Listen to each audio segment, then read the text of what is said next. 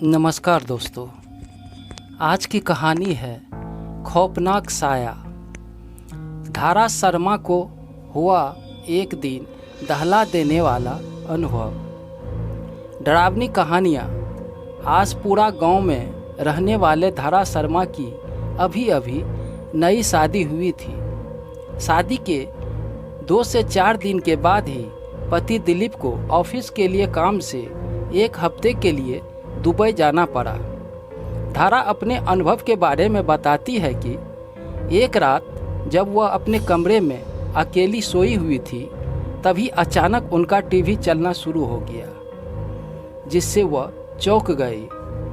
उन्होंने देखा, तुरंत उठकर टीवी बंद कर दिया और फिर सोने की कोशिश करने लगी। थोड़ी देर बाद उन्हें महसूस हुआ कि उनकी बगल में बिस्तर पर कोई लेटा हुआ है। टीवी की अपने आप चलना और फिर किसी की मौजूदगी का एहसास होना घर में अकेले लेटी महिला को डरा देने के लिए काफ़ी था। धारा जिस करवट लेती थी उसी करवट लेटी रह जाती थी। उन्हें समझ नहीं आ रहा था कि करे तो करे क्या।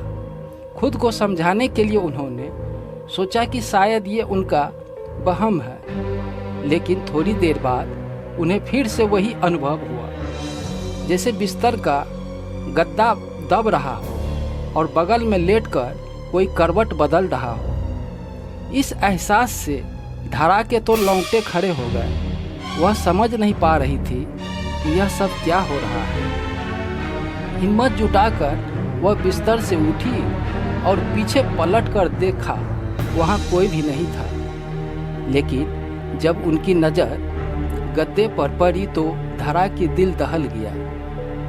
गद्दा नीचे की ओर दबा हुआ था और ऐसा दिख रहा था जैसे उस पर कोई इंसान लेटा हुआ। अब वह चिल्लाना चाहती थी, पर खौफ और डर के मारे उनके हलक से आवाज़ तक नहीं निकल रही थी। दिल की धड़कन बहुत तेज़ी से चल रही थी। घबराहट में धारा ने तकिया उठाकर उस जगह पर फेंका जहां गद्दा दबा हुआ था। ऐसा करते ही बिजली की तेज़ी से गद्दा अपने आप ठीक हो गया और धारा को ऐसा भाव हुआ कि वहाँ से कोई परछाई तेज़ी से उठकर खड़ी हुई हो। इनके बाद करीब 30 मिनट तक कोई हलचल नहीं हुआ। तब धारा थोड़ी बहुत हिम्मत बंधी और उससे उनके पास पड़े मोबाइल से बगल के कमरे में सो रही अपनी सासू माँ को फ़ोन किया। उसकी सासू माँ तुरंत दौड़कर धारा के कमरे में आ गई और पूछने लगी कि क्या हुआ है। अभी धारा कुछ बोली, उसके पहले ही उससे फिर ऐसा कुछ दिख गया जिससे देखकर उनके होश उड़ गए। धारा ने देखा कि उसकी सासू माँ के पीछे एक जवान औरत की धुंधली परछाई खड़ी थी। उनकी आँखें काले गहरे और थे और उनका कद करीब कमरे के छत जितना ऊंचा पर था। यह भयावह नज़ारा देखकर धारा वहीं बेहोश हो गई और उसी रात उन्हें अस्पताल में दाखिल करना पड़ा। डॉक्टर ने कहा डर के मारे उन्हें लो ब्लड प्रेशर की शिकायत हो चुकी है। धारा के सासू माँ ससुराल वाले वह मकान छोड़ने को राजी नहीं था, इसलिए धारा आज भी अपने मायके में रहा करती है। क्या था इस भुतहा घटना के पीछे का कारण?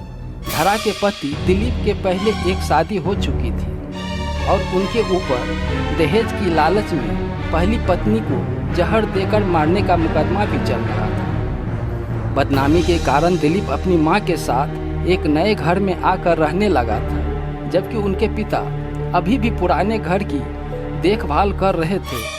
धारा के परिवार वालों की शादी से पहले ये बात पता नहीं चली थी, लेकिन इस भुतहा घटना के बाद जब धारा ने दिलीप को आपत्ति सुनाई तो उसने पहली पत्नी का राज खोल दिया। हालांकि उसका कहना था कि पत्नी को उसने जहर नहीं दिया था, बल्कि उसने खुद ही जहर खाकर जान दी थी। अदालत में अभी भी ये मामला लटका हुआ है। दोस्तों, कहानी पसंद आई हो तो एक लाइक, सब्सक्राइब और शेयर ज़रूर कर दे।